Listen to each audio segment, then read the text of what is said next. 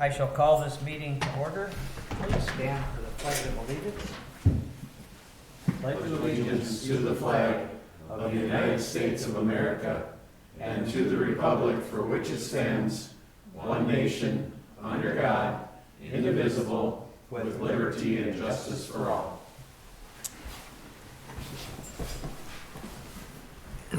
Okay, Carolina, we'll have roll call, please. Councilmember Corrales? Yes. Foley? Yes. Miller? Yes. Goodson? Mayor Wolf? Yes. Whoops, sorry, Zach. Oh. Well, welcome, everyone. Glad you made it out on this blustery Tuesday night, December 9th here. Once again, we'll start with Mayor Waller's quote for the day. I selected a quote from Mr. Peter Drucker. If you're not familiar with him, he was an Austrian-American management consultant, educator, and an author. He was described as the champion of management as a serious discipline. Quote goes like this: "Management is doing things right. Leadership is doing the right things." Okay, we shall move on to tonight's agenda. I'll just ask the council if there are any additions or corrections, and if none, we'll entertain a motion to approve. There is a new licenses list because me and Mexico got their stuff in, so they were added to that new list. Yeah, I think you all should have that at your table, right? Yep. Okay. Thank you for pointing that out. I make a motion to approve the agenda as presented. I will second. Thank you. We have a motion and a second to approve tonight's agenda. All those in favor signify by saying aye. Aye. All those opposed, same sign. Motion carries. We do not have any public hearings tonight. We shall move on to reading and approval of our meeting minutes from November 25th. That would be the regular meeting minutes from November 25th, 2025. I will move approval of the regular minutes from the November 25 meeting. I'll second. All right, thank you. I have a motion and a second to approve the November 25th, 2025 regular meeting minutes. All those in favor signify by saying aye. Aye. All those opposed, same sign. Motion carries. And then we have our condensed version of those same minutes from November 25th, 2025. I make a motion to approve the November 25th, 2025 condensed minutes. I will second. Thank you. We have a motion and a second to approve the November 25th, 2025 meeting minutes. That's the condensed version of those minutes. All those in favor signify by saying aye. Aye. And all those opposed, same sign. Motion carries. Next before us is our consent agenda, which tonight consists of the audit of city bills, gambling reports, pay estimate number 3, Project 1 Construction, Inc., and item D, the Morris Transit Report. And I will move approval of the items on the consent agenda.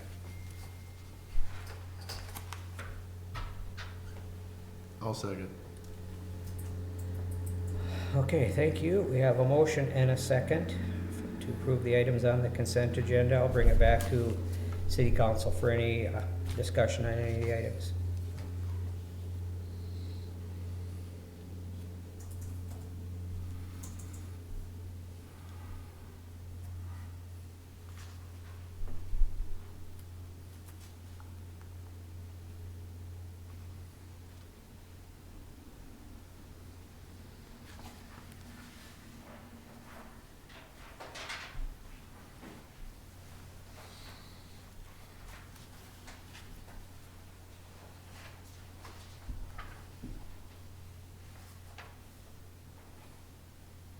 Hearing none, I shall ask just for a voice vote on that. All those in favor of approving the tonight's consent agenda signify by saying aye. Aye. All those opposed, same sign. Motion carries. Okay, next before us are petitions, requests, and communications. First, action item for us is, we got a couple of appointments to boards. Looks like we have, these would be for the library board. Looks like they're recommending Michael Reese and Janelle Mendoza to the library board.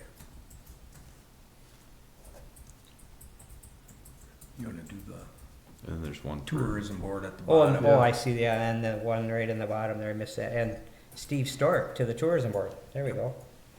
I thought there was two boards, thank you. Some hard chargers in that list, I think Steve Stork, he'll be a nice addition to Yeah, the he was tourism at the board. last meeting, so Yeah, I think he had to take a look and see what it was like. I think he liked it, so he said he would. that's a come on good board. fit, you know, he's been on the fair board Right. for years, so.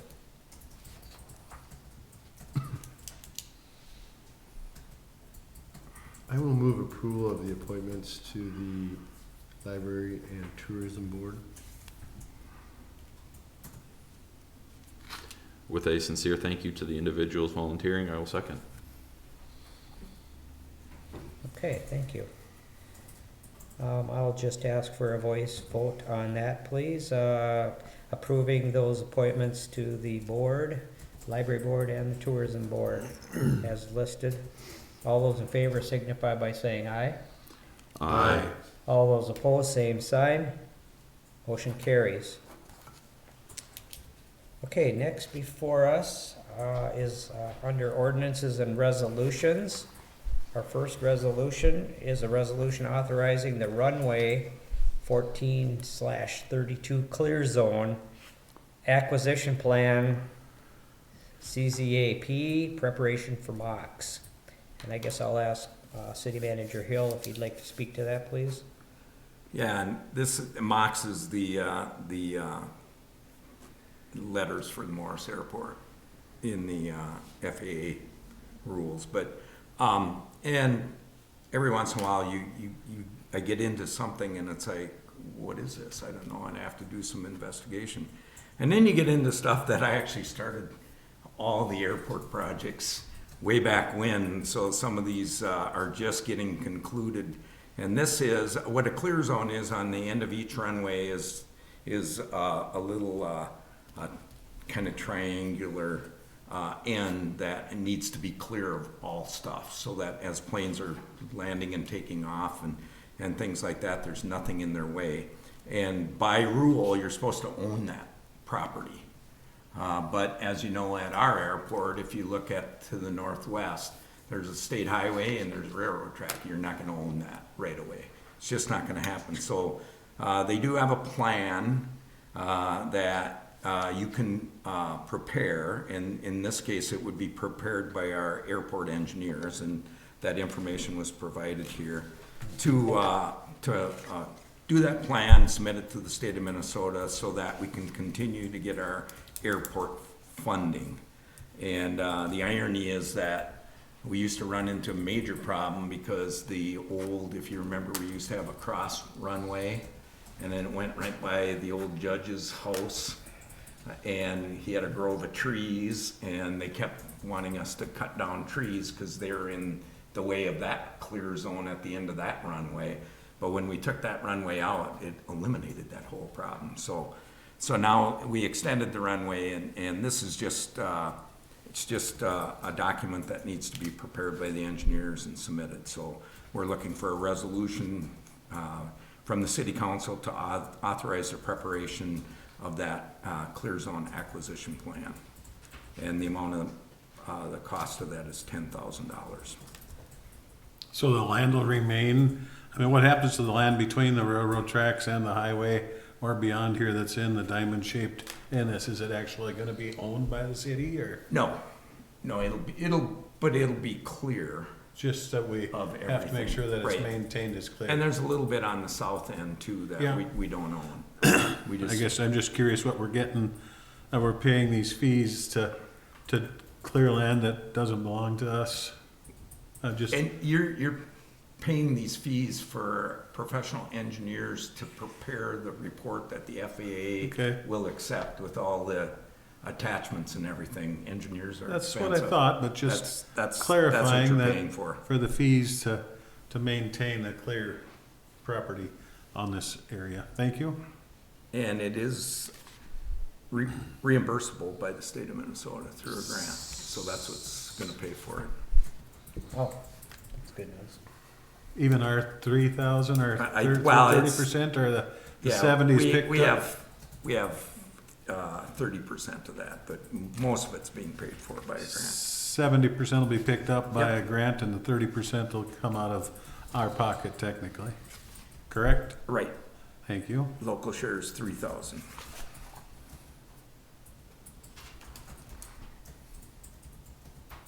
All right, and I guess at this point, I know regarding all of our resolutions, once again, I'd just like to remind, city council, and of course ask city if there was any written correspondence submitted to any of us, city hall, if they received anything, now would be a time we should have that discussion, and that would become part of our dialogue or discussion tonight, but if there are none, I just like to always throw out that friendly reminder that,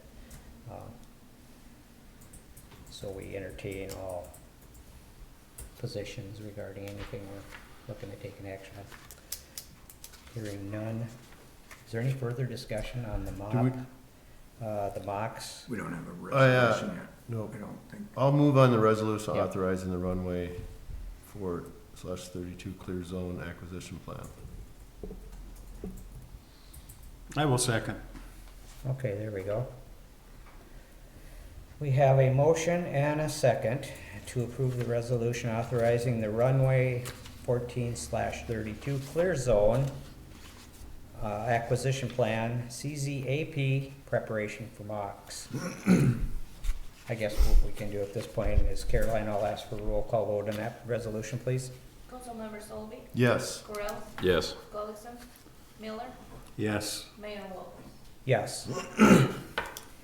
Okay, next resolution before us is a resolution approving an amendment to the Fresha LLC Significant Industrial User Agreement. And once again, I'll bring it back to City Manager Hill. Yeah, so this is, if you recall during the work session that we had with Fresha, there was some discussion about the fee schedules, the rate schedule, and there was some discussion about, you know, what happens when they're just getting started up, and you don't really know what all the volumes are and all that kind of stuff. And actually at that work session, there were some discussions about going back and maybe taking a look at that. And that's really what this is the end result of that is, if you go all the way back, I didn't realize I put the whole agreement in the packet, but the very last page is the attachment C amended rate schedule to the Fresha agreement. And in there, it talks about what happens for the first year of the agreement. The fee schedule will be no fees applied during the first 10 weeks of operation. Weekly testing will be conducted, and establish a pre-treatment requirements.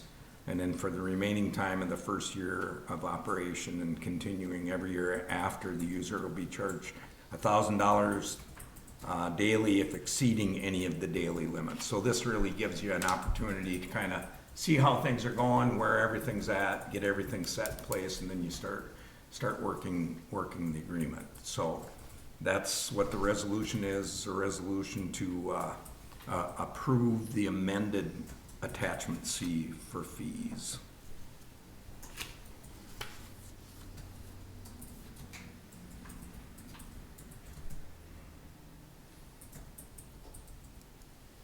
Yeah, and I agree with City Manager Hill that the work session was very good discussion. Covered a lot of ground that night. I guess I would just question being no fees for the first 10 weeks. When we're talking about, we figured it'd be about a 5-month window that they're gonna be using the water. The 10 weeks is a long stretch that they're not gonna have any fees? Or Well, it'll it'd be until we're getting upon set up? startup. So I don't know if you have anything to. So, can I speak? Yeah, So, by all means, Dan. first of all, I ended up coming, I was gonna bring Caleb tonight, cause Caleb and Ryan Oden had been back and forth, but they had a baby last night, so I Oh, told him I'd fill great. in for him. So if you ask me too many technical questions, I may not know, but, my understanding is, yeah, we would be paying for the water and sewer, but there wouldn't be any penalties for Yeah, 10 that's what the weeks. fees are, yeah. Oh, that's- Penalties I for do. over- I just clarify that, Yep. that's a lot of consumption by the water that we're No, planning on correct, using. this would and just be the over, potential penalty over the allowable Limits. discharge into Yeah. our. Right, right. Okay. Excellent, excellent. Just, I want to be fair to our taxpayers, our citizens, and to say we're not going to have any fees for 10 weeks, but no penalty fees for the first 10 weeks. Correct. To give Fresha the opportunity to get into, and hopefully it's all in that window, but just, to that makes balance sense. things, yeah. But, And I think, I'm pretty sure from what I understood from Caleb that, Ryan, I was a little surprised neither Ryan was here tonight, but maybe due to the weather, but it sounded like something that Ryan and Ryan Yeah, they. kind of worked out and came Yeah, up they all- with. Then ran they're- it by us and Caleb asked me and I said, that looks good to me, I appreciate it, so. Yeah, I sounds talked to good, makes both Ryans. sense. Thank you, you done an excellent job. Okay, thank you. If I have any other questions, I'll call you. Sounds good. Good clarifying question.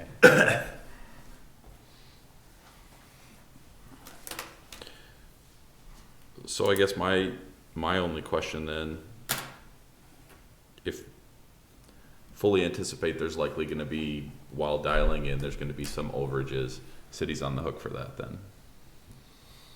As far as, If we have to, with the amount of, get our levels back to wherever they need to be based on, let's say it's chloride or phosphorus or whatever. I think you work it out as you go along, kind of see what's happening with it, because they have no idea exactly what Correct. everything's gonna look like. Yeah, But I think you work together with Fresher to figure out, you know, what needs to be done and what happens. And it's the same way that our guys work with the state of Minnesota. You know, if they have issues going on with stuff, you gotta kind of communicate back and forth what's going on. And I think our standards are probably gonna keep us within that window. Theoretically. To allow us to comply still Right. with our state Yeah. requirements. That's, That was my understanding, is they felt like the window was enough that even if we exceeded, it wouldn't put the city on a Right.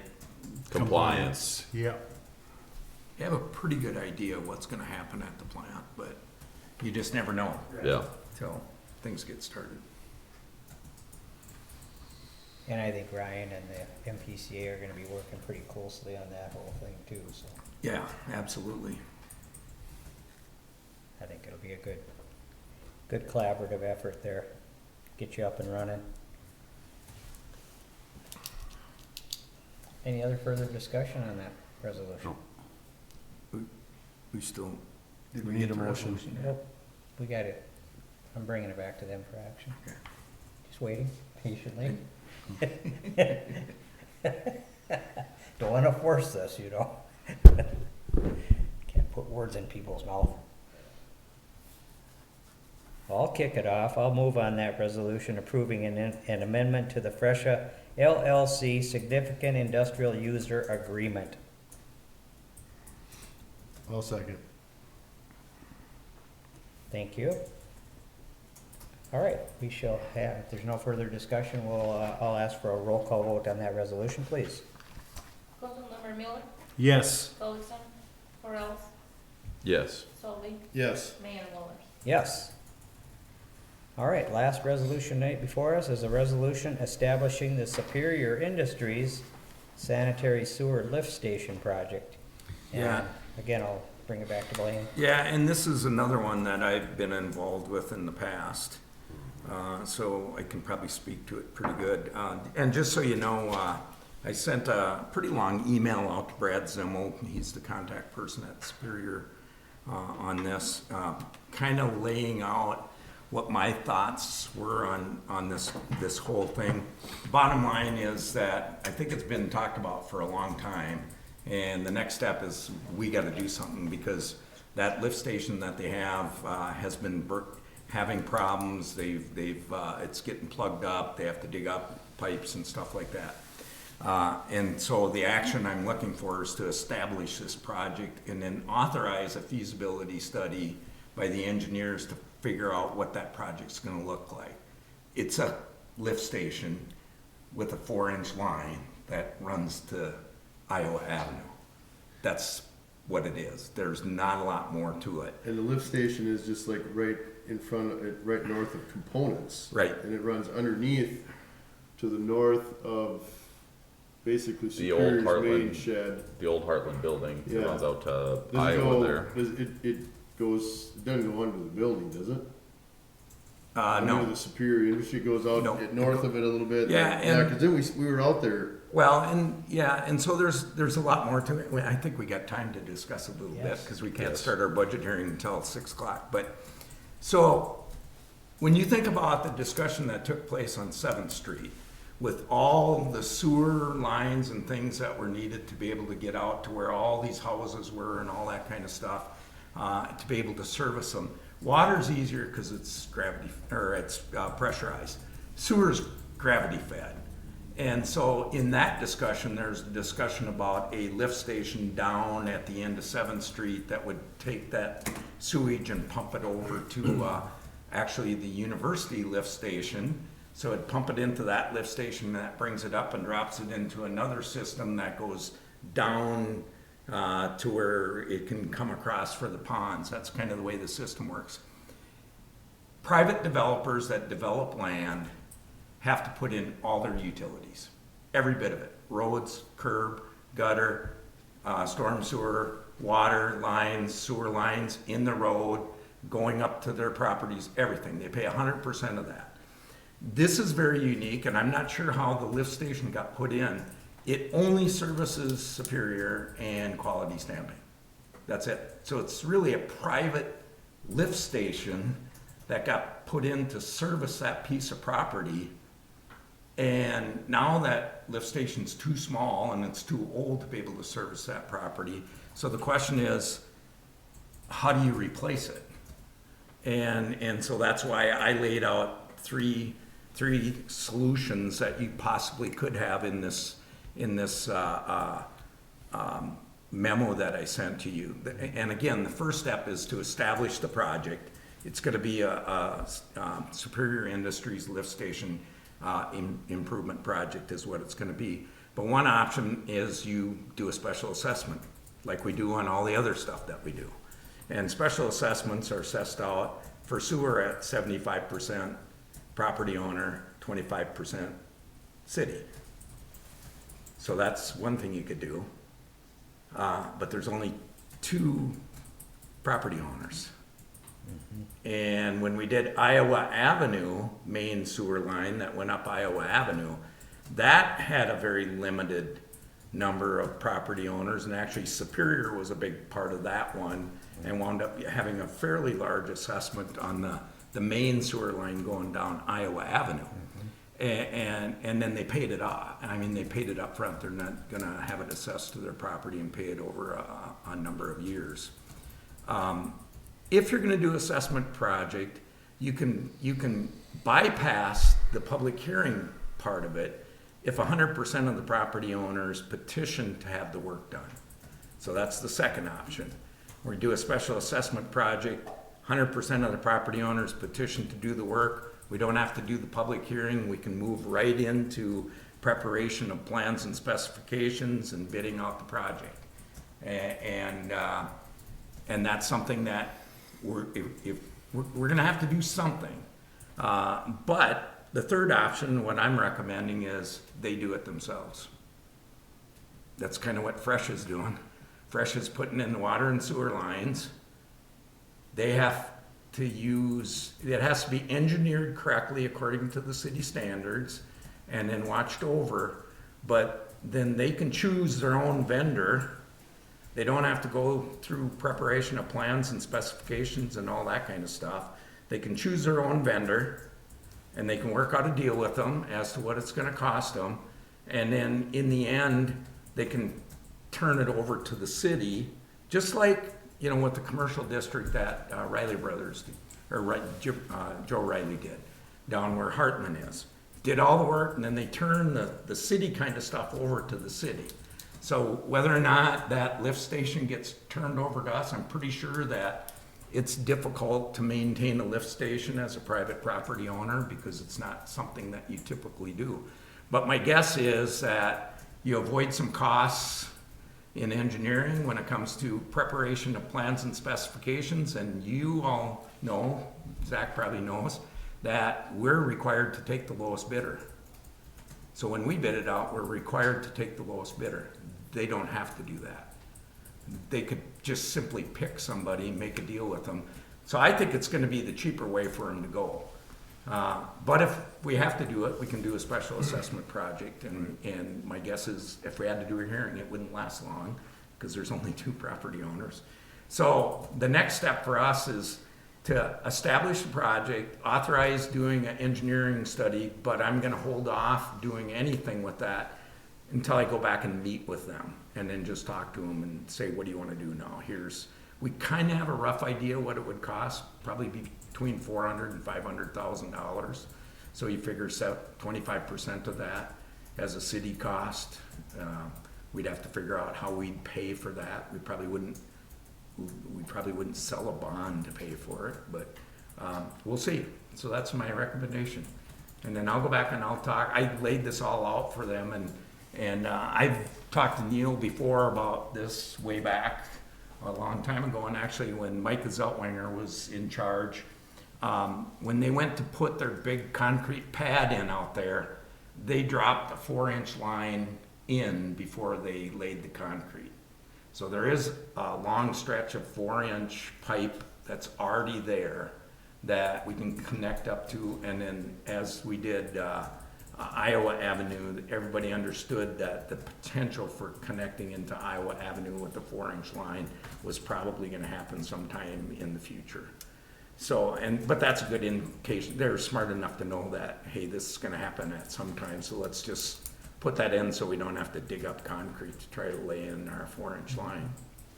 And it's really kind of a service line for them, and I'm not sure where Quality Stamping sewer goes from their building to the lift station. It probably connects up to Superior somewhere, in one of their buildings. And then the new building that they built went directly to Iowa Avenue. So we don't have to worry about that one and what happens with their sewer. So that's what's in front of you. My recommendation is just establish the project, and then we keep it moving forward. Because realistically, that should be done next year. Because they've been fighting with that sewer for quite a while. I mean, there's some things that were done in the buildings to try to figure out how to keep grit out of the sewer line from plugging the sewer line and some other things. And so this 4-inch line would give them the ability to be able to handle a lot of stuff that they need to take care of. It's great. You can imagine how big that was probably in the initial startup when this thing got put in. And I don't know how old it is. And like I said, I don't know who paid for it when it went in. It could have been economic development, could have been Superior, I don't know. I'll sit down and I'll talk to them about it.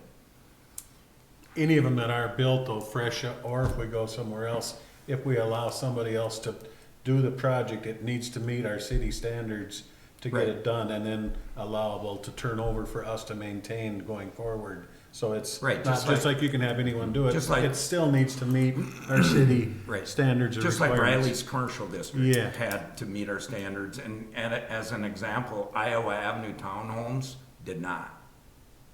And we do not, it is not a city street. Actually, when it was flooding, I got chewed out because the water was coming up to the doorways, and I called Joe Riley, or I called the Public Works Director, and he said, it's not our street, it's a private development that the city did not accept that road because it wasn't built to our It's a planned standards. unit development. Yeah, so there are a couple of those that we don't go into and we don't plow them and take care of them because they built them for themselves and they built them the way they wanted, you know. But you're right, you know, everything has to be done to our standards. Our engineers have to review the plans, if not make them, you know, and make sure and watch over the projects to make sure they're done the right way. Yeah, the other planned unit development is Line Drive. Line That's Drive. the 2 in our city. Yep. Has anybody reached out to Quality Stamping so we kind of know where they're at with all this? I mean, I don't know if they have a whole lot of choice, but I mean, it'd be nice to know where they're at in this. Well, we can do that. I think we can probably bring them in as part of the discussion. I know that they they have discussions with Superior all the Okay. time, so.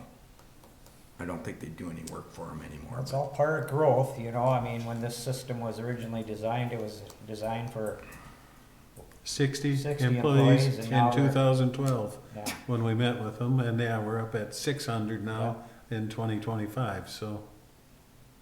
Yep, I think it makes sense to negotiate and Yep.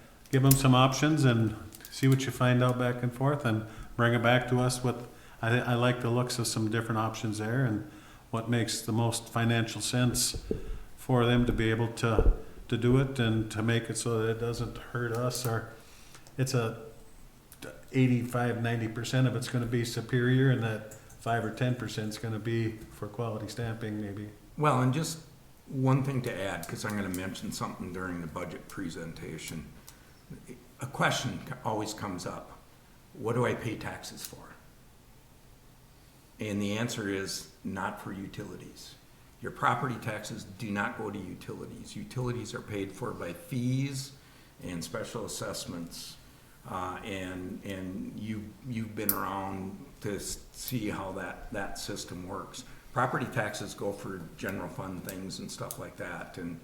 And we gotta keep, yes, they're a huge company that means a lot to the city of Morris, but at the same time, we don't generate the revenue to be able to put into those things. Sometimes you can find economic development money to do it. Sometimes you can find state grant money to do it.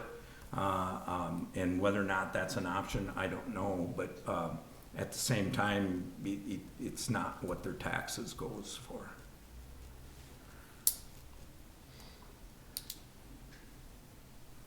and then, of course, considering those three options there won't be any action taken on those until Right. a later time, so. Yeah, so the next step would be if, let's say we decide to go with the special assessment, I would come back to you. We have to do a feasibility study to find out, both financially and engineering wise, if the project can be done and what the costs would be and how we're gonna finance it. This is a much smaller one. And then the next step would be calling for a special assessment hearing and giving notice and if they petition, they just have to do a letter petitioning to have it done, then we would move to, looking at obviously looking at the engineering costs and then moving to a preparation of plans and specifications and then bidding it out. And then we'd look at bids and decide if we're okay with them and then we'd go ahead and have the work done.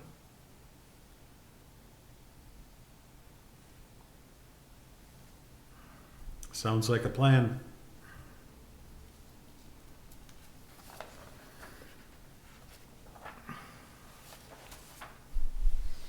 Any further discussion? Otherwise, I'll entertain a motion on that resolution, please. I will move on the resolution establishing the Superior Industries Sanitary Sewer Lift Station Project. I will second. Okay, thank you. We have a motion and a second approving the resolution establishing the Superior Industries Sanitary Sewer Lift Station Project. And I'll ask for a roll call vote on that resolution. Carol Ann? Councilmember Gollison, Miller, Yes. Solby, Yes. Correll, Yes. Mayor Wolf. Yes. Thanks for coming in, Dan. Thank you, guys. All right, we shall move on to our acting city manager's newsletter. Yeah, there's lots of stuff going on. It's like every time I open my email, I see something else that I didn't know about or something else that popped up that, I probably should share with the council, but I can put some of it in the next newsletter that I do. First and foremost, and I didn't know this there were some questions about calling snow alerts before. And then we found out that the Code Red alert system got hacked apparently, and they took it out. And so the old system's completely gone. And then they put in the new system. So Donna sent me email and actually gave me a call at home to let me know that the new system was going to be up and running and that they're going to start taking people. They actually took all the phone numbers, I think, of the people that were on the old system and put it into the new system, but you still have to go on and become part of the new system in order to get an alert, which is super easy. You just go to the county website and take it. I did it, took less than a minute, you know, because it's a pretty easy system to sign up on. So now that system's gonna be up and running, and we'll be able to do our snow alerts and things like that. There'll be other information, things that'll come out from Donna up at the county on weather and all kinds of stuff. But, you know, the one thing like this time around, we did not call a snow alert. I talked to Brad this morning, and Russ is out till the first of the year around then, because he had some surgery. So Brad's kind of watching over things, and we knew it was gonna rain, we knew it was probably gonna snow, and then so we're looking at whether or not maybe we should call a snow alert. I've actually been very proactive on social media, trying to communicate with people that you shouldn't be parking on the streets. If it's snowing, don't park on the streets. Some people don't have any place to go, but you have to find a place to go. I mean, that's just the way it is. After the first 2 snowstorms, we wound up going around and checking how many cars were on the street that were actually plowed in. Wound up being 12, and I think by the time they got to towing, and there is an issue with finding somebody that can tow when you need to tow. You can't just call a tow company and say, hey, I got 20 cars, I want you to tow in the next 2 hours, come and do it, because they'll never be able to do it. It's not gonna happen. And yet at the same time, I think we got all those cars moved, and we should have a discussion about how we use the snow alert in the future. Because I actually posted something on social media about the actual process of how that works. By the time you call it after midnight, law enforcement has to go out, check the town for cars. They will try to knock on doors and get a hold of people and get them to move their cars. If they can't, then they can ticket them. Then they call the tow company, and the tow company's got to come and get them and move them. And by that time, the plows are already coming out and probably going around them anyway. So the goal is to get as many people off the street as you can. I did talk to Brian Herman today. If you're a university student, you can park in the south lot by Big Cat. If you can't find a place, they'll let you park there. And then actually, the university students have finals this week, and then they'll be leaving. I know a couple of years ago, a parent called me that was very upset because their daughter came here to jump in with some friends to go on spring break, or winter break, whatever you want to call it, and left her car on the street, and it got towed, and it was sat in the impound lot for the whole time that they're gone, and they weren't happy about that. But the roommates didn't tell her about that. But so I mean, we're going to take a look at it tomorrow. They'll be plowing. There's some questions about, it's, I don't know that people understand that you can't do every road, alley, everything in town exactly when you want it. And we go through the downtown area, we do the roads, we haul out all the snow, and then all the store owners come and clean their sidewalks and put it back into the street, and then they got to come back the next day and get what's on the street, from the sidewalks and stuff like that. So it's a big, long, drawn-out process. I lived on an alley, and I think you come off the road, but I lived on an alley, and I couldn't get out until the alley was cleared out, because there's no way I'm driving my car through the end of the alley. Luckily, I could walk to work because I only lived 3 blocks away. But so anyway, that's where we're at with the Code Red alert system. It's now the regroup system is what they call it, and so it's up and running. And so if we need to call a snow alert, we can do it. Charter Commission met. The mayor was there, finished their work. Their next city council meeting, there's going to be 2 things on the agenda. One's going to be a report that's got to go to the district court as to what the Charter Commission worked on. And there's going to be an ordinance making 2 minor adjustments to the charter, and that's it. And I looked it over, and it's like, I think they did a good job of looking at the charter and concluding how it works and stuff like that. And we'll have that ordinance on the table for a first reading at the next meeting. Tourism Board met. I think there's a little disconnect with Click Content Studios. They're the ones that we hired to do marketing for us out of Fargo. And they do have a marketing plan that they put together for the Tourism Board. We looked at it, and the next meeting, we're gonna try to get Click Content to come and visit with the Tourism Board. And if the marketing plan looks acceptable, it's about $80,000 to do all the things that are in the marketing plan that they do. And they do all kinds of marketing with social media and all the different places that they wind up doing stuff. And if you recall, we have a lodging tax that's 3% on all the hotel stays in Morris. Right now, that fund has about $319,000 in it. So we have the money to market, and we have a company that does marketing. And so then at the city council meeting, probably the second meeting in January, you probably have a recommendation to approve that marketing plan so they can get started on it. Went to the liquor store, in progress meeting. They're putting up the walls, and then they're gonna get started actually they're doing the sheeting on the roof.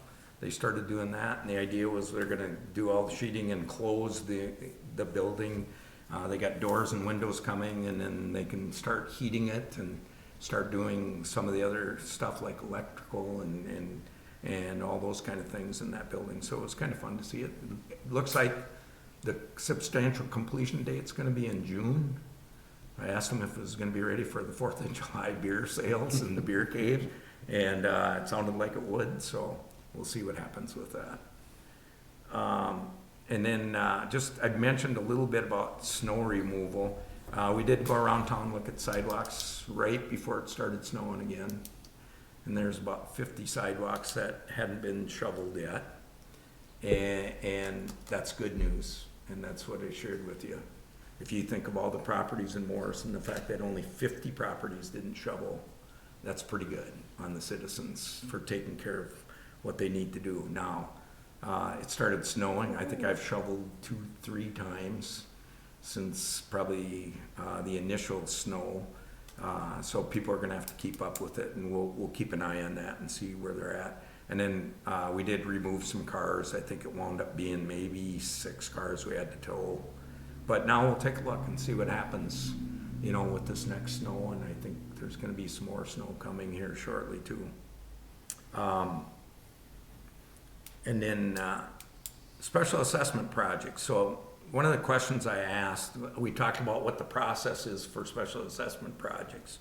So there's 2 projects that you have already authorized to get started. One is the 5th Street, 4th Street, 3rd Street project. And I was part of that whole discussion back when we did College Avenue. And we dropped that sewer in the corner of 5th Street and College Avenue deep into the ground so that when the time came, we could do the 5th Street sewer project. And I don't know if you recall, but there's actually a sewer line that runs off of 5th Street in between houses.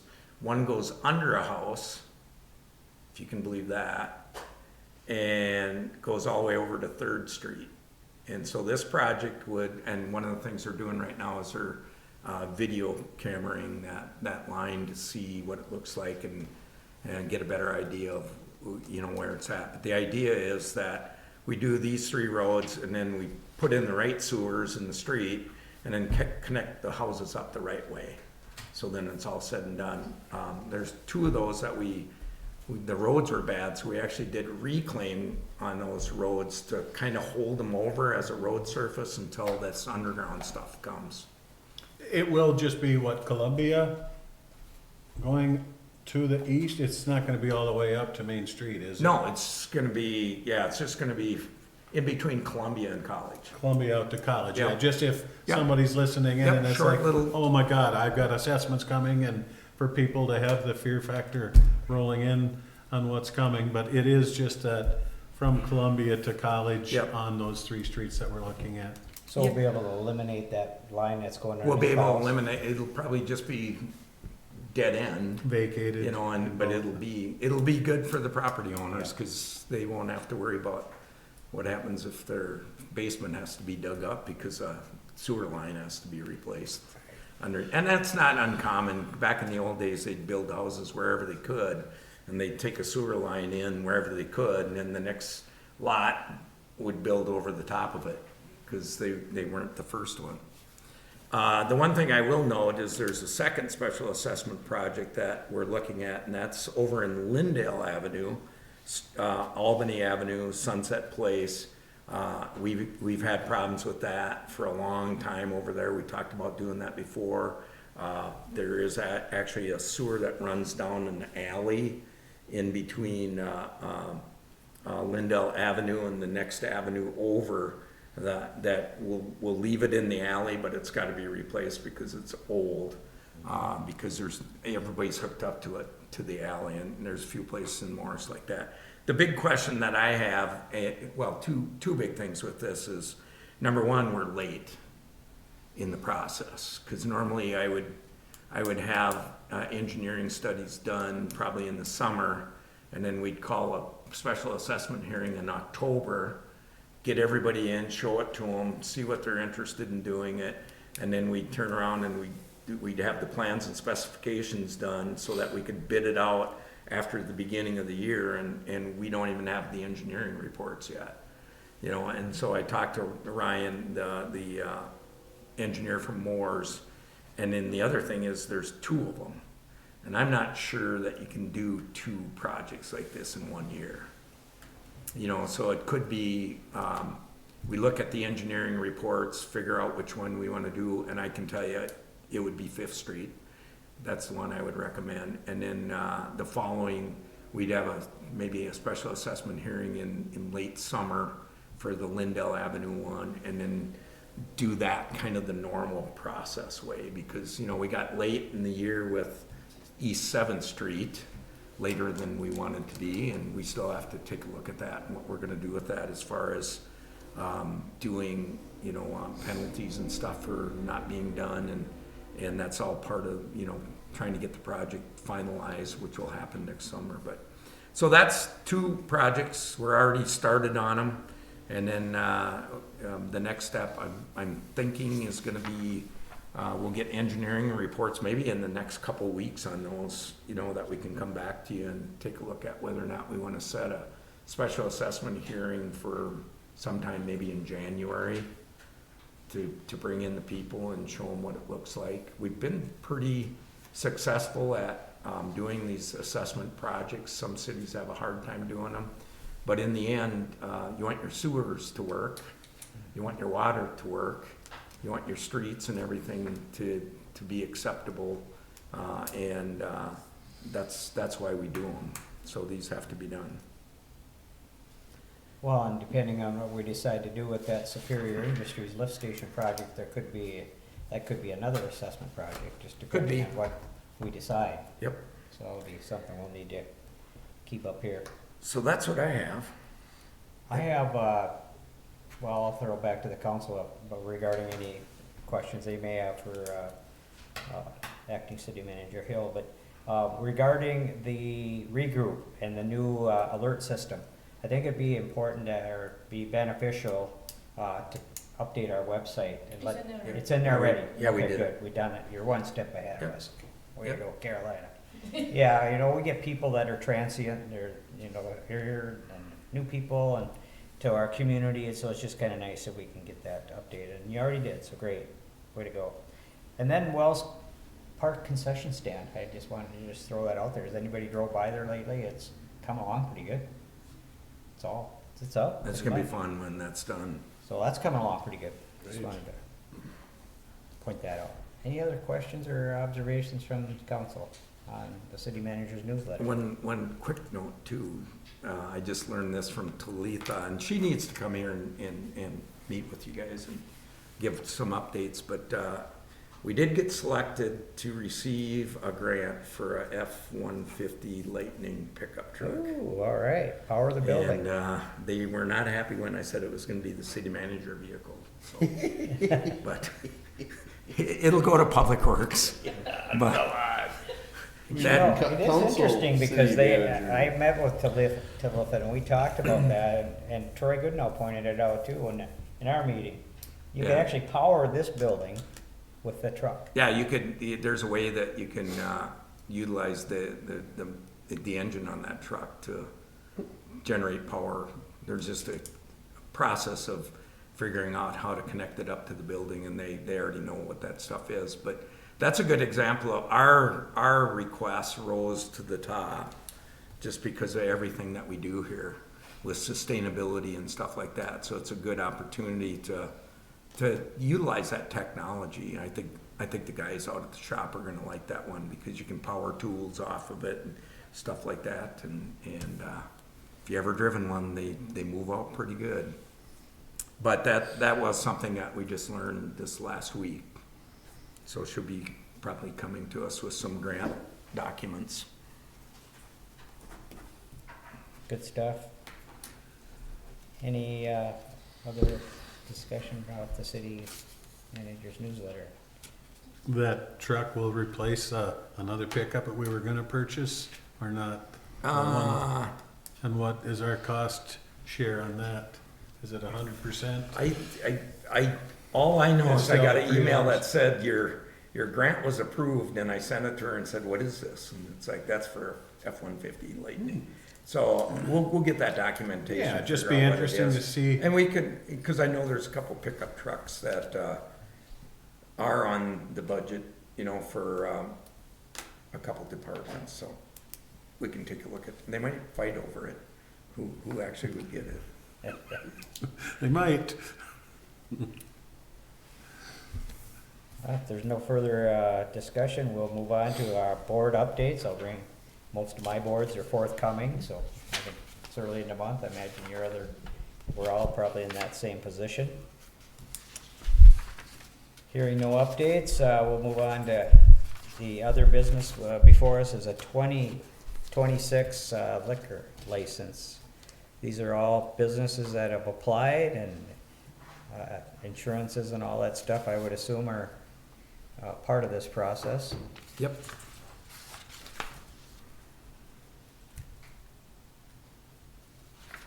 I will move approval of the license applications as presented for the Sunday liquor, on-sale beer, on-sale liquor, and the dance permits as presented with the updated list that was added for us. I'll second. Okay, thank you. We have a motion and a second to approve the 2026 licenses as presented. I'll just ask for a voice vote on that. All those in favor signify by saying aye. Aye. All those opposed, same sign. Motion carries. The next item before us is our citizens' comments portion of the meeting, and no one really has indicated that they would like to speak, so I guess I would assume that there are no comments that are coming before the council. Are there any informational items to come before the council before we move on to our budget hearing? Okay, I think what we can do is, I'd like to just entertain a 5-minute bathroom break before we start the budget presentation. Yeah, just don't chit-chat a lot on the microphones, because we're not gonna stop the tape, so. We'll just take a couple minute bathroom break and then we'll be back for the budget hearing. This old guy's got Yeah. wheat platters.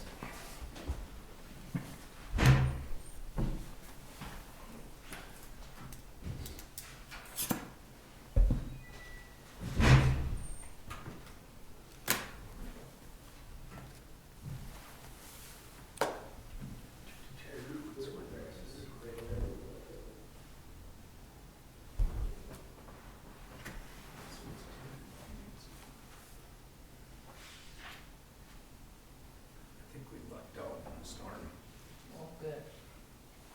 issue.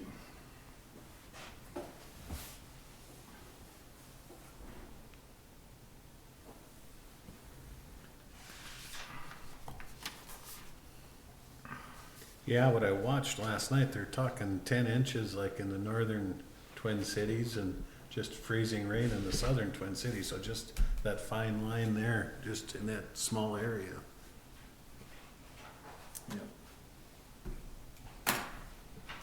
Fortunately, we're going to the northern Twin Cities tomorrow.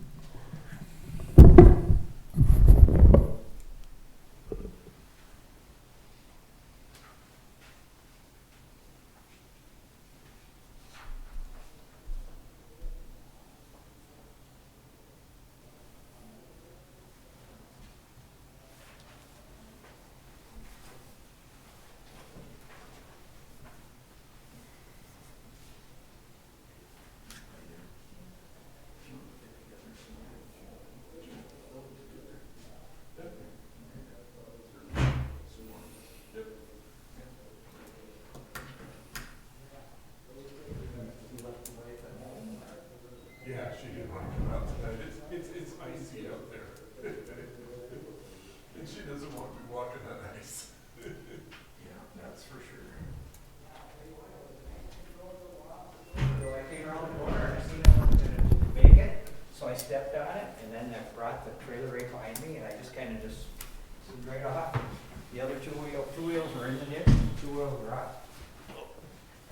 Exhibition driving, they Yep. call that, Wally. Scared, had to empty my pants after that one. So All we'll right. go ahead and get started, and I'll wait till Nat's coming back. Yeah. I'll wait till she comes back. I'll probably stand here and then I can do the slides. People on TV can't see the slides, but I think what I can do is maybe somehow make that available some way on YouTube or somehow, you know, so they can actually see what it looks like.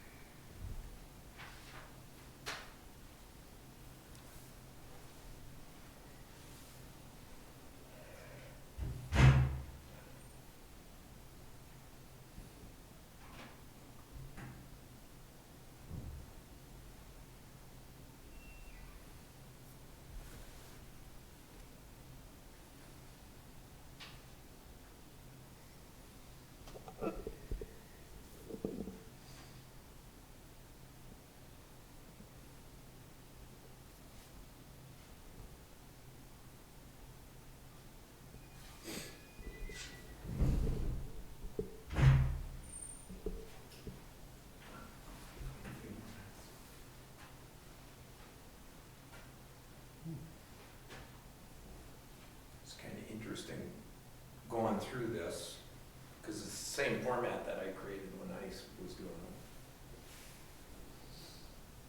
Not a lot changes, there's a few new things.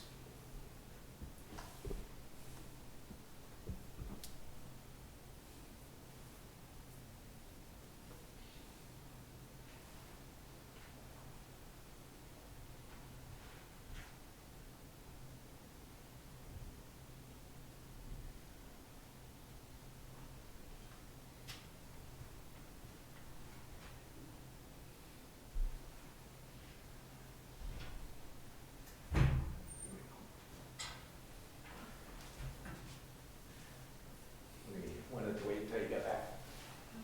So I'm gonna go through this. This is kind of an overall all look at the budget for the city. I don't get into detail on the budget. That's kind of the way we've always done it.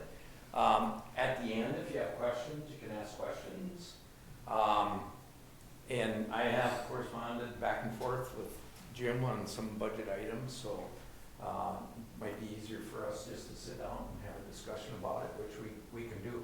But this is the 2025 tax levy for collection in 2026, and it's the year 2026 budget. So that's what we're working off of here. The proposed tax levy, and I did change this from the preliminary, just so you know. I always like to try to keep a tax levy right around 3%, because you want to raise it a little bit so you don't get behind, and there's some reasons to do that. Yet at the same time, you don't want to raise it a lot for no good reason. And so this levy represents a 3% increase over last year.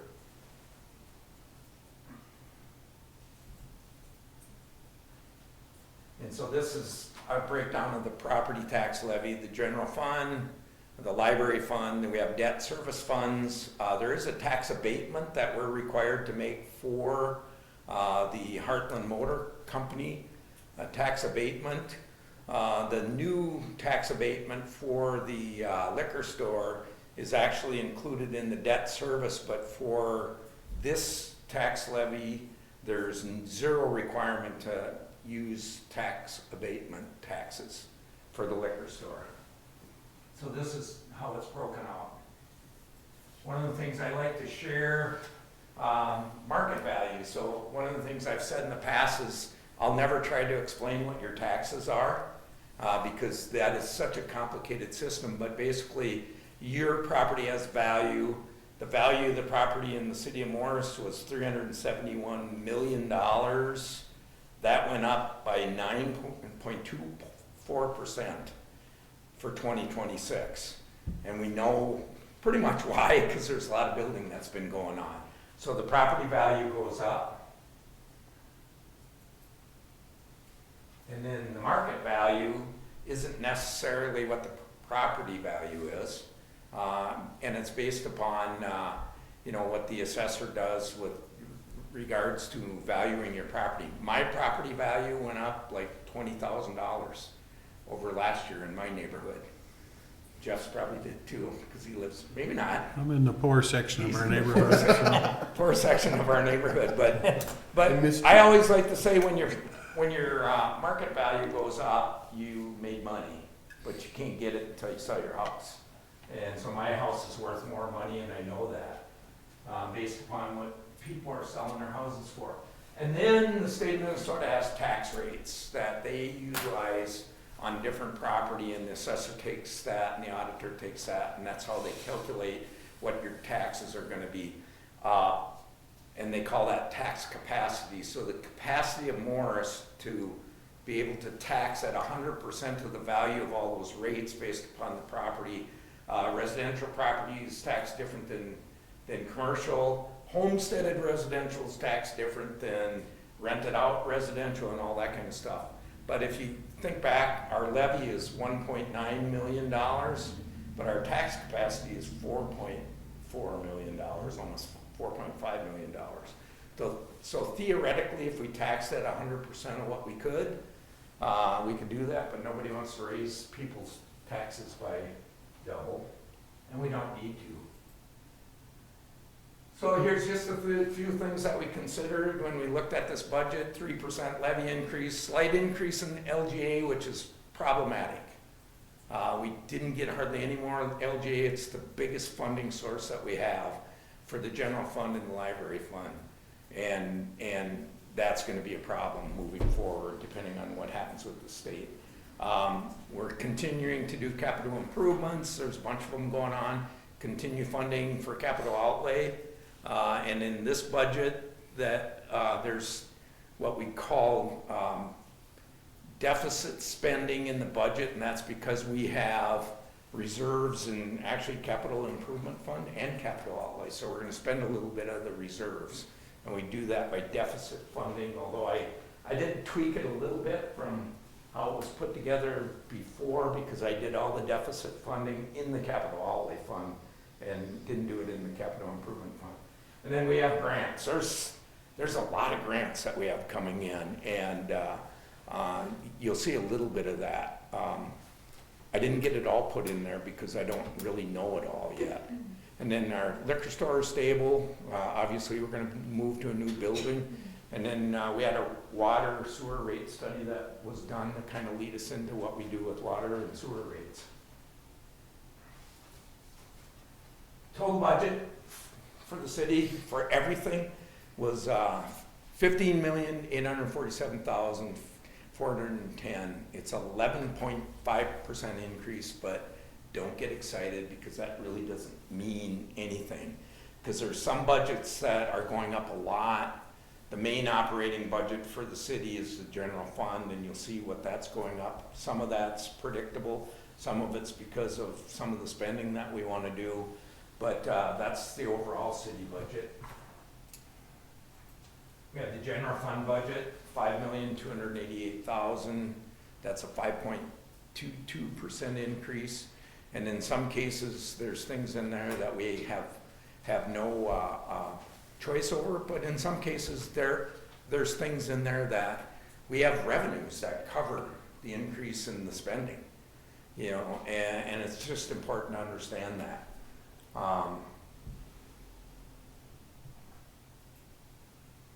Capital Improvement Fund, 296% increase in spending. And it's like, what in the world is going on? But if you see at the bottom, this includes 2 major grant projects with grant and local contribution funding, plus a transfer from the capital outlay fund. So what I did was I recognized that there was going to be some deficit spending in the capital improvement fund. It was like $213,000. And so then typically I would transfer from the capital outlay fund the money to pay for that. So that comes out of reserves. But in this case, there's going to be a redo of the bike pass, 4.5 miles of bike pass. It's going to be totally covered by grant funding and a local contribution that's going to be made.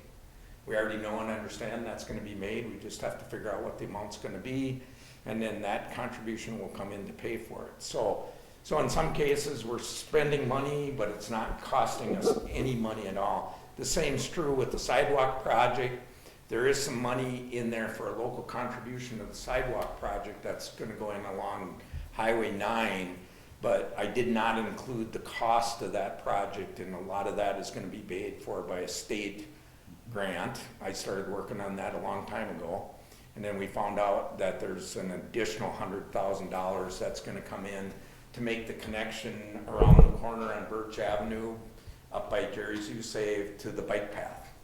So they found a little bit more money to make that connection and help pay for it. So it's going to be interesting to see when all this stuff gets done. And then here's kind of a list of the things that we're doing. You can see that trail reconditioning is almost $660,000. We have the sidewalk project is really kind of the local part of that. It's not the whole project. I hadn't found that amount yet. And then, you know, there's a lot of engineering that goes with these projects and stuff like that, but in the end, you know, they're paid for through grants and stuff like that too. And then we have our normal things that we do: crack filling, seal coating, mud jacking. We started doing that. Reclaims was a great project that we didn't have it when I first started here back in 2007. Figured out that we could just grind up the road, regrade it, and put 3 inches of blacktop back on, and it lasts for a long time. And then a little bit of sidewalk work, and then we always throw in a little bit for unallocated. Capital outlay budget. You can see that there's quite a bit. Part of that is some of the grant stuff that we wind up doing. And you all have a list of all the capital outlay. I think you have it too, Jim, because you downloaded the packet. But the only change that I really made, I didn't leave in a computer for the city manager because I didn't need one. And we made a change in a major piece of equipment purchase. So I talked to Brad and I talked to Russ. In this budget was for a new road grader. And I don't know if you remember talking about that in the work session. They want a new snow blower instead. There was a snow blower on the 1 to 3 year plan, and there's a road grader on the 1 to 5 year plan, and they wanted the snow blower, and so I swapped that out. Ironically, now maybe that's why it started snowing, is because now they're using the snow blower quite a bit. But that's really the only major change I made in that, other than doing that transfer into the capital improvement fund. Most of this is paid for already. I can't remember what the exact amount was for the deficit. It was like 460,000, something like that. That was in there. The snow blower was a little bit less than what the road grader was, but it's the big snow blower that they use to haul snow off of Main Street and all that. So there is a fairly good size increase, but some very good purchases in there that we can do, and we can always go back and talk about if they get a free truck, what happens. Library budget down slightly just because of the fact that they didn't have as much capital items. The way it works with capital items that they have is we actually will figure out in the capital outlay fund what they're going to be buying, and then we'll transfer an amount from the capital outlay fund into the library fund for those items, so they actually get purchased out of the library fund. The only other thing I did is I talked to Whitney about this a little bit. Local government aid is the major funding source for the city, and for some reason there was a shift made in the library to increase the tax levy. And I reversed that back out. So what I would normally do is I would give the library a 3% increase in tax levy, and then I would balance the library fund with local government aid. And the first time I did it, I don't know that they really liked it, just because of the fact that tax levy is a little bit more secure. Local government aid is at the will of the state of Minnesota. But in the end, we have to be at the will of the state of Minnesota when it comes to funding. So we all share in it, and that's kind of the way I've always done it with the library. But pretty much everything's being funded in the library. There are a couple of things that are going to pop up, like they have a very unique underground heating cooling system that costs money to maintain. I think the latest work order was like $7,500 worth of stuff that has to be done to bring that back up to the 100%. But it's a very unique, energy efficient system that uses groundwater in the library mall to be able to heat and cool.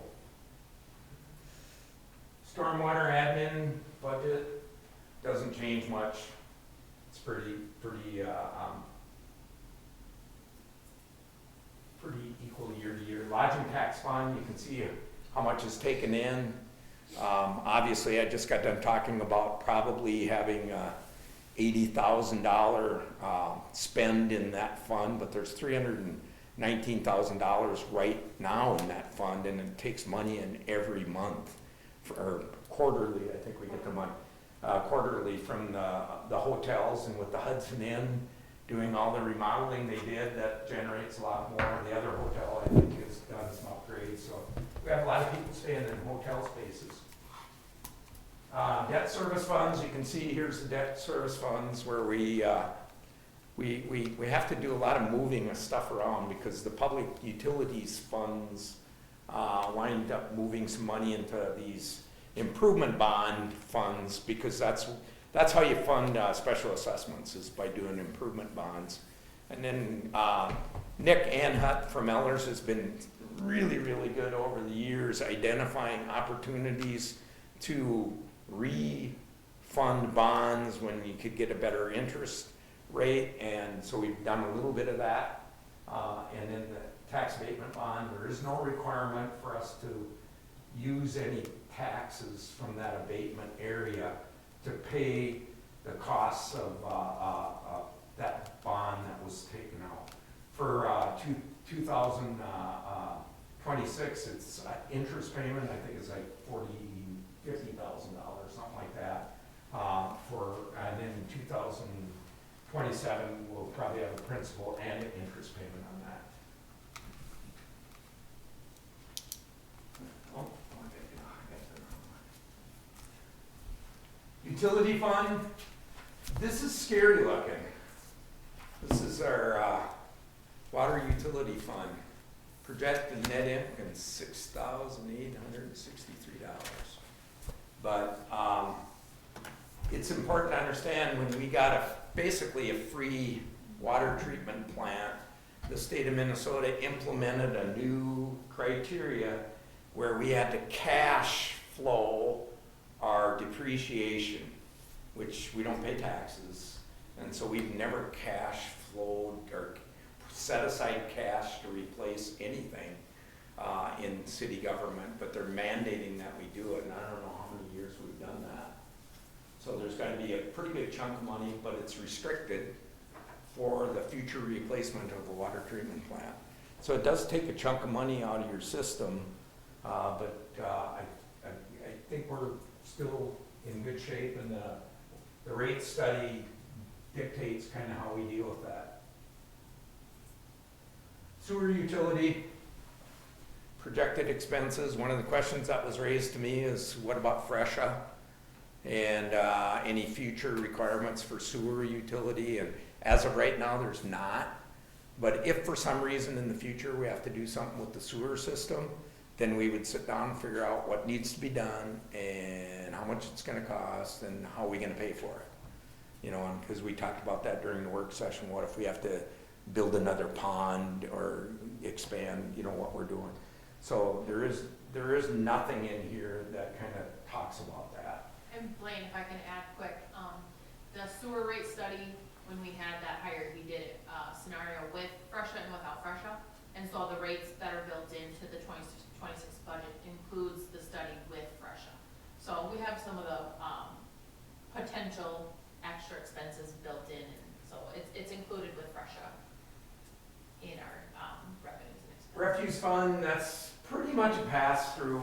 We do keep a little bit of that money, but we collect refuse bills for the garbage company, and we turn over to them most of it for hauling garbage for us. Liquor store, here's the liquor store, and this is one of the things that if you happen to look in the year-to-date for the liquor store, the bond proceeds just came in, so then they will be recorded in the liquor store revenue side. But it's important to understand too that this is expense and revenues. This is not a balance sheet, doesn't include cash, doesn't include all those other things, liabilities and stuff. This is simply what the revenues and expenses are gonna be for the liquor store. And this includes the transfer to the city that we make out of there. And what else is in, there's something else in It there. included the bond repayment too. And the bond repayment, so this is still, we still have 200,000 net income off the liquor store if sales do well, and obviously, we're gonna have about 5 months of, the new liquor store probably, which is gonna have an expanded inventory and stuff like that. And then the other thing that I don't know if you've talked about is we will own a building that's probably worth about 400,000, 500,000 that we'll be able to sell, and the revenue from that will go into the liquor store fund to help offset the cost of the new building. So that'll be something that we'll take a look at. The only thing I would mention to you, I don't know if I mentioned it in my comments. I have some comments at the end, but the federal government passed a new law that THC can only be at 0.04, I think, something like that, percent in beverages. Minnesota is at 5.0%. And so realistically, they don't know what's gonna happen with THC beverages. Because it's gonna be against the law in the federal government to sell any beverages that have more than .04. Yet at the same time, it's against the law to sell marijuana in the United States of America, according to the federal government. But states have decided that that was okay. I think what's gonna happen is there's probably gonna be a change in the law to allow that to be done in Minnesota. But there's manufacturers that sell to multiple states that don't even allow marijuana to be sold, so they don't know what they're gonna do, because the federal law got reduced out. Central Garage is our mechanic, and so then we charge out mechanic work. It's kind of an odd thing to have. When I first saw it, I couldn't figure out why we're doing it. But we have a transit system that gets reimbursed for work that's done by the mechanic. And so we have to be able to figure out what those costs are and be able to charge it out. So then it's kind of hard. We got to get our mechanic to make sure he's working enough hours that are billable instead of just helping out with all the other stuff. But we do have a mechanic that works for us, so that works out pretty good. For the future, I added, it's not, if you look at your slides, it's not on there. I added one slide. State of Minnesota. Major funding source, local government aid, state of Minnesota just announced they're gonna have, for this current biennium, they're gonna have about $2.4 billion in surplus, and they're gonna have a reserve of about $3.4 billion. But for the next biennium, they're looking at a deficit of about $2.9 billion. And anytime the state has a deficit, we get worried about local government aid, because it's been cut in the past. As of right now, it's not growing. And they are hearing a lot of cries across Minnesota from cities and people that are raising tax levies.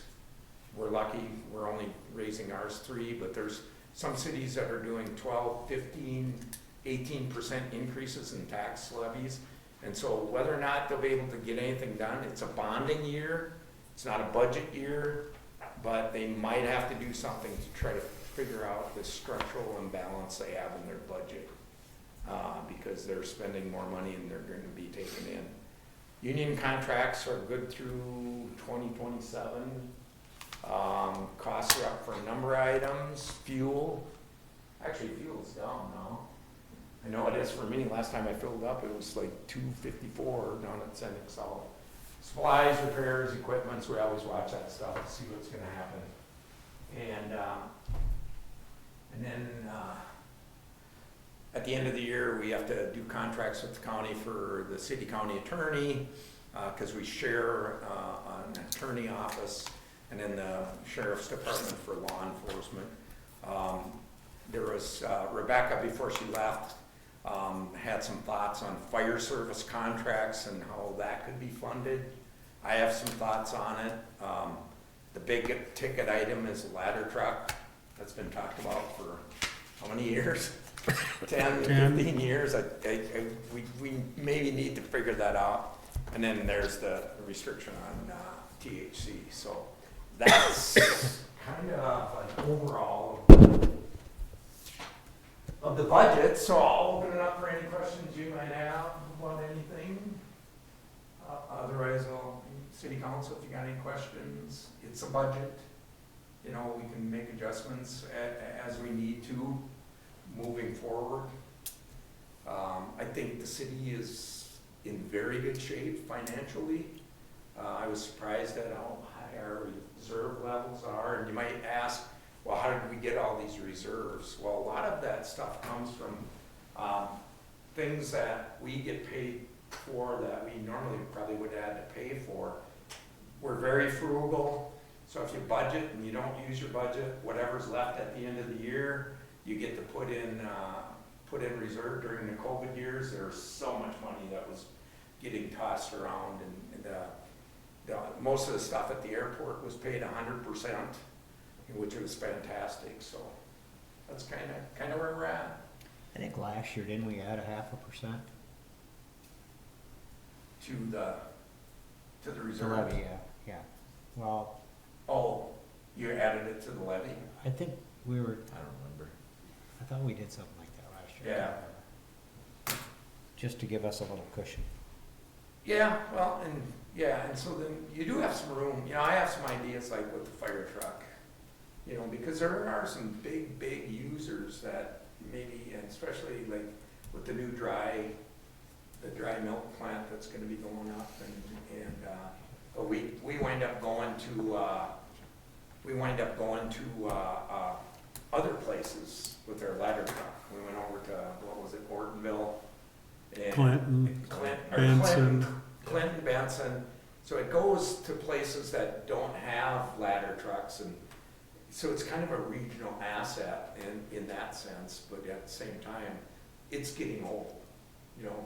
30 years, I think it's 30 years. 25 years, fire trucks, 25 years is probably when they start looking at the federal level getting old, so they give out grants for it and stuff like that, but question? It doesn't pertain to this, but how you were mentioning how Minnesota might be in a deficit, next year. And as I understand it, I think our town is 65%, runs off of our LGA grant that we get. So in your mind, for, your history as a city manager, if the LGA didn't exist, what scenarios would the town go through to try to continue to run? So the easiest answer to that is why there is LGA. So it goes back to Governor Wendell Anderson started the sales tax program to create a pool of money, a fund, that they could provide to cities that could not afford the basic services like police, fire, and then other things. And so that's where it came from. And so over the years, it's kind of been washed out as to what the purpose of that is. But if we lost all of our LGA tomorrow, then you're cutting all kinds of services. There's no way you're gonna tax out of it. Cause, what is our LGA involved? Our budget's $5 million, and LGA is half of that or more than half of that. You can't raise taxes. General fund LGA is 2.3. 2.3, you can't raise taxes, so then you have to go back and you have to cut. And what services do you cut? Do you cut out lawn streets? Probably not. Do you cut out libraries? Do you cut out parks? Do you cut out recreation? We put money into all these. Do you cut out law enforcement? All the little cities don't have contracts with the sheriff's department for law enforcement. We do, and part of that is because we do get funding to help with that. But I don't see that ever happening. But at the same time, if it doesn't grow, then how do you keep up with spending? Because it's really hard. You can't just keep raising taxes. Yeah. So follow up, again, with your experience as being a city manager and looking at towns around, have you ever seen that scenario happen in Minnesota, or is it just, But that it all got cut? yeah, or that the city had to do something, or what scenario did you ever see play out with the loss of those funds? We haven't yet, but that's one of the reasons why we keep a reserve, so that in case so the worst case scenario that I ever saw was up in Breckenridge, Minnesota, when we get our LGA in July and December. And in December, they cut our LGA payment. Well, it's the end of our year. And they cut it. So we didn't get all the money we were gonna get. And so if you're expecting $2.5 million and you got half in July, and then in December you only got half of that, it's like, what do you do? So then we had to figure out so we took reserves to balance it out, and then we had to sit down, we had to figure out where we're gonna cut, because they cut it, not just for that year, but for the future. And then at the same time, I remember one year we got a huge increase in LGA. And that's what the legislature does. So they turned around and said, we need to fund more money in LGA. So then they gave us a huge, I think it was like $400,000 increase. And what do you do with that? Now you got $400,000. Well, we took, I don't know if you guys remember that or if it was here, but we took enough to balance out. Labor's the biggest expense we have. Health insurance, balance out what we needed to raise those. And then we did some one-time purchases, but we didn't increase ongoing expenses. And then the next year, we got that same amount of money. So then we spent some on balancing the budget and then doing one-time purchases. So then there was money kind of in the reserves, because we had extra money from local government aid, but I don't know what they're gonna do, because they can't spend a lot of money on local government aid because they have all these other programs. So it's not a all or nothing. It could be a cut, and it could be that they try to figure out a way to cut other programs in the state, but we're on the bottom of the totem pole. I mean, it's not a good position to be in, and primarily because the metro area controls the legislature, and they don't get LGA in most cases. And they see it as just a handout for all these cities out in rural Minnesota.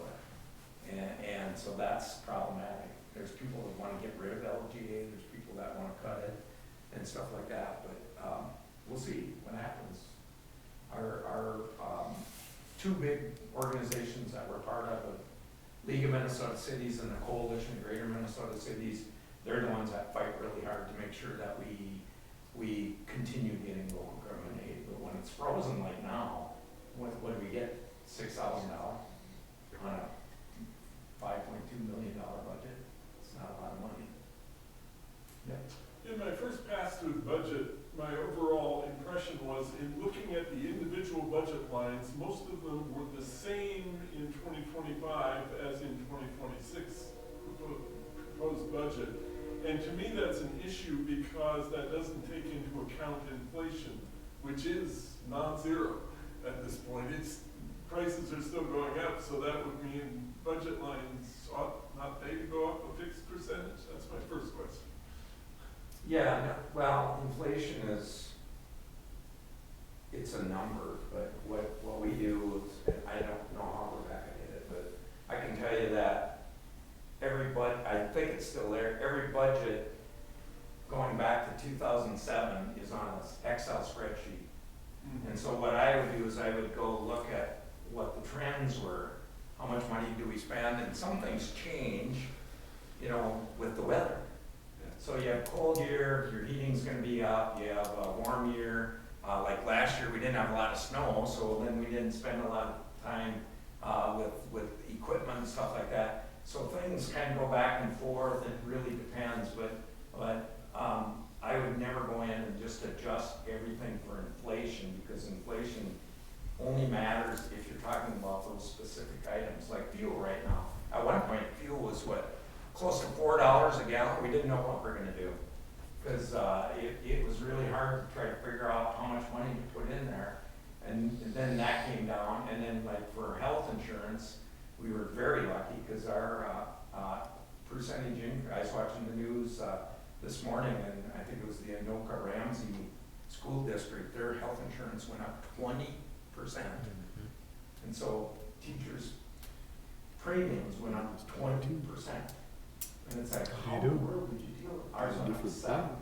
So then, depending on how many people, because we kind of have the ability to look at that every year, and then people have a choice if they want to continue being single coverage, family coverage, there's new babies, there's changes in spouse insurance, so they might decide to go with us instead of going with their spouse because of what's happening with their insurance. And so there's little tweaks back and forth, but overall, you kind of get a feel for where you want to be with the numbers. And I mean, I literally, Whitney knows this, the spreadsheet calculates the change in every one of those line items to see what it looks like. And in some cases, department heads aren't necessarily happy, and it's like, why'd you cut my budget? And it's like, you haven't been spending it for 4 years. So I'm not gonna keep giving it to you if you're not gonna spend it. Well, I'll spend it next year, and it's like, it doesn't work that way. what you need is what you need, and what you spend kind of indicates what you need.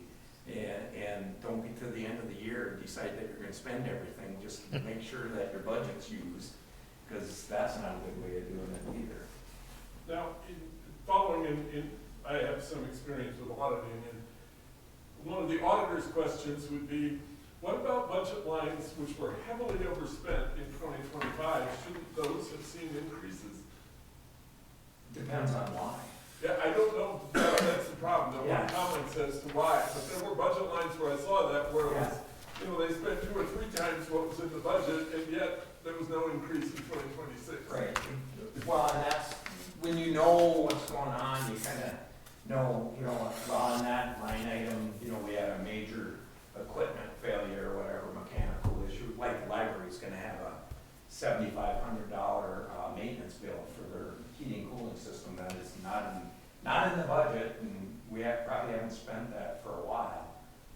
But that's the answer, is that you kind of, you know, and what I like to say is, you know, like when I'm dealing with department heads, they have their budget, and then they kind of stay in their lane, but I have the whole budget. And so then I have to try to figure out where things are gonna be in the whole budget. So you might be saving some money here because you didn't do something or whatever, but we need it here because we have to do something different. So it's, you know, it's a big thing to kind of keep watching it and stuff like that. And if I could add to that, to Mr. Stoker, that's one of the requirements of our audit each year, is us in the finance department, we have to account for any budget variance of a material amount. And so I have to account and explain every single budget variance if it's a sizable amount too, Yeah. whether it's over or under. Yeah.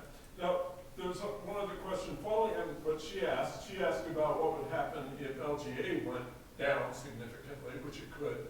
But what about the double whammy situation? If LGA goes down, and there are areas in Minnesota where market values have gone down on property this year already, and that could happen in this area, what would happen if you had a double whammy like that, say in 2027, where your LGA went down and your market values went down, so your, you know, tax capacity is gonna go down significantly?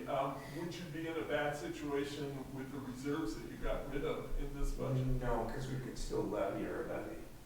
They would just have a higher tax rate based upon the levy that's applied to a smaller value of property. That's the way it would wind up working. But you would wanna, you know, if people's taxes get doubled because the value of their property went down and you just kept your levy the same, you probably have to have that discussion with them. We've been very fortunate that our values have always increased. And it's gonna keep increasing because there's gonna be new houses built. But that's where the crisis in 2008 came from. It's when property values did what they're never supposed to do and went down. Yeah, I don't know that happened around here. But that's what happened in the larger cities Right. that created the banking. Yeah, I think so we'd have to deal with it as it comes. Then. Yeah. So I think I know the answer, but I'll just ask anyway. But like Jim was saying, if there was a double whammy, he's asking what would happen. I'm asking the question, what would happen procedurally? So like you notice we aren't getting it in. Do you bring it here to the city council and then they decide something on the budget? Do you discuss it, you know, in the office? Like what procedurally happens if in the worst situation? Yeah, it wouldn't work that way. That's not the way the tax system works here. The way the tax system works is you start with the assessor doing the valuations. So if for some reason the valuations now all of a sudden were dropping, people were, you know, I don't know how that process would work here because their valuations are based on sales. So if people are selling their houses for a lot less because people can't afford them, they're not paying it, whatever. So then the assessor would come in and say, here's where we're at, you know, it looks like values are going down in Morris. And that's our first opportunity to kind of see what happens. And then when we apply our tax levy to the assessor's values, then people get notice. You'd get a notice and it would say, like my value went from, I think, $166,000 to $188,000. Now, if I get my statement and it says my value went down to $120,000, I'd be pretty nervous. But then my taxes would be way up because the city would apply their same levy, but we would know that ahead of time, so that, you know, you could probably make an adjustment with it. That's how the process is set up. You get your values first, you can argue them, and then the city actually has a meeting to see them, and then you wind up, deciding what you're gonna do with your budget and levy and stuff, and then once you give that to the county, they send out invoices and stuff. I don't see that happening, but it's, we'd have to react to it. A bigger question would be, what would happen if all of a sudden people quit paying their taxes? Because they couldn't afford to pay their taxes. Now you have tax forfeited homes. That's kind of rare in this town to have tax forfeited homes, that would go back to the county, and the county would have to try to sell them. But for the most part, I don't know if there's a calculation made on the percentage of taxes that are levied that are actually collected. Ours is very high. You know, same way with special assessments, the amount of assessments that are levied and collected. We could see that kind of a problem happening though if the university shut down, for instance. Right, yeah, that would be a major problem. Well, you don't have to Or if look, one of our major industries shut down. you don't have to look very far, really. I mean, just 25 miles to the south, when Appleton's prison closed, Yeah, you know, you just look at the impact financially, what that did to that community. They've been operating as a city in deficit spending for Right. several years. well, and there's So it some, can happen, but there's some cities, I'll just throw this out, so if you go to Minneapolis, they're gonna take a look at the market value of the property, they're gonna look at the tax capacity, and then they're gonna backwards plan how much they can levy to be able to collect on that.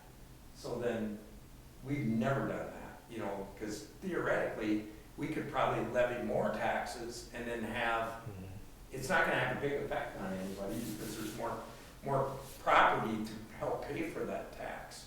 You know, and I think that might have been kind of some of the thoughts that you might have had, that maybe we collect a little bit more and then have some money to do stuff, but, you know, some cities do that, they focus on that, and we're very lucky that the value's been going up. Blaine, what was the percentage that we could actually levy increase according to our it's market? up to, Was it like 11, 12%? Yeah, I mean, you know, the amount to, that, like you say, when you're gonna back do it from what you could actually levy to, the city of Morris could actually levy, I was gonna say it was one of those numbers. 7% or something, or What the maximum you could do would be your increase in market value? yeah, so this is what the market value. Okay, there you go. 9. yeah.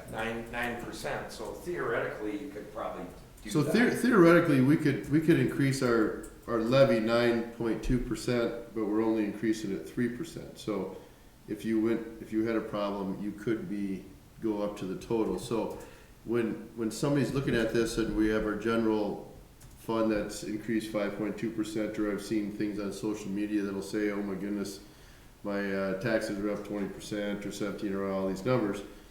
The actual increase to your property taxes is 3%.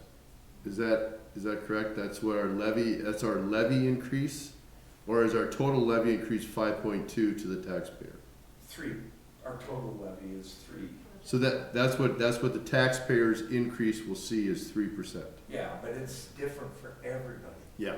You know, but Yes, yeah, in general, In in general, general. it's But everyone's- 3%. So So whatever your truth and taxation statement said, Yeah. this is gonna be your taxes for the next year, then it's gonna change when you Yeah. get your actual tax statement. So when we see comments, or I've seen, or people have said, oh, we're up 17, 20%, that's not the city. You better talk to your county commissioners and find out what their Right. tax increase is, because, between county commissioners and school board.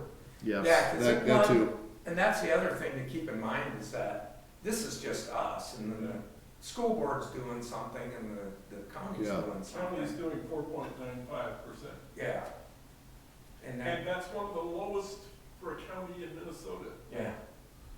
Yeah, well, that's good. But, yeah, so, but it's tricky, you know, and then realistically, we're still able to do some of the stuff that we need to do, and you know, we're very lucky because there's a really good philanthropic mindset in this county. You know, so there's money that is being made available for a number of things, you know, and we're lucky that happened. The airport, you know, there's a lot of money that was put in the airport because I think I sent you a note on that. Most people don't know our airport is used heavily by industry. And when they have their own pilots and they own 5 planes, I think did they just ordered a new one? It's amazing, you know, all the things that they're able to do out of that airport now. And when you go down to the FAA and meet with them to talk about projects, like the next big project's gonna be the arrival departure building improvement, which is gonna include a maintenance area that we talked about probably 15 years ago, so that we can get our own equipment for the airport to maintain the runway and all that kind of stuff, and then put it inside a building. So I think all that stuff is coming, you know, and so it's really kind of fun. They had their big fly-in last year, they're gonna do another one this year, so you can kind of come out and see all the planes and stuff like that. It's kind of fun. Any other questions? If you got any, just send me an email. And then we'll get there. Thanks a lot. All right. I think we can really be thankful. We're in a good spot Yeah. in our community. I think a lot of cities wish they were probably in our spot right now. So that's. Well, I know they are, because I've talked to city administrators, and it's Yep. like, how in the world are you doing that, or this, or whatever? Yeah, so the 2 resolutions are there to approve. All right, would there be any, we'll take, we have 2 of them. We'll take line item A first. Resolution approving the final 2025 tax levy for collection in 2026. And I'll just bring it over to the council if you're, any final comments or questions before we take action on that. Thanks for the presentation, Blaine. It was very good. I think we're very fortunate if we can go on a 3% increase over our funding from the previous year. I think we went through and looked at things that we can do to keep it, and yes, we're very fortunate to be able to do that. With that being said, I will move approval of the resolution approving the final 2025 tax levy for collection in 2026 in the amount of 1,928,935, excuse me. I'll second. Okay, thank you. All right, we have a motion and a second to approve the resolution approving the final 2025 tax levy for collection in 2026. Final discussion. If not, I'll throw it over to Carolina and we'll ask for a roll call vote on that, please. Councilmember Corrales, Yes. Selby, Yes. Miller, Yes. Gullikson, Mayor Walner. Yes. All right, the next resolution before us is adopting the final 2026 budget for the city of Morris. And again, I'll just bring it over to the council for any final thoughts or comments or discussion, and then if there are none, we'll just entertain a motion. I will move on the resolution adopting the final 2026 budget for the city of Morris. I will second that. All right, thank you. All right, we have a motion and a second approving the resolution adopting the final 2026 budget for the city of Morris. And once again, Carolina, I'll ask for a roll call vote on that, please. Councilmember Selby, Yes. Corrales, Yes. Gullikson, Miller, Yes. Mayor Walner. Yes. All right, thank you. Is there any other final things to come before the council? Hearing none,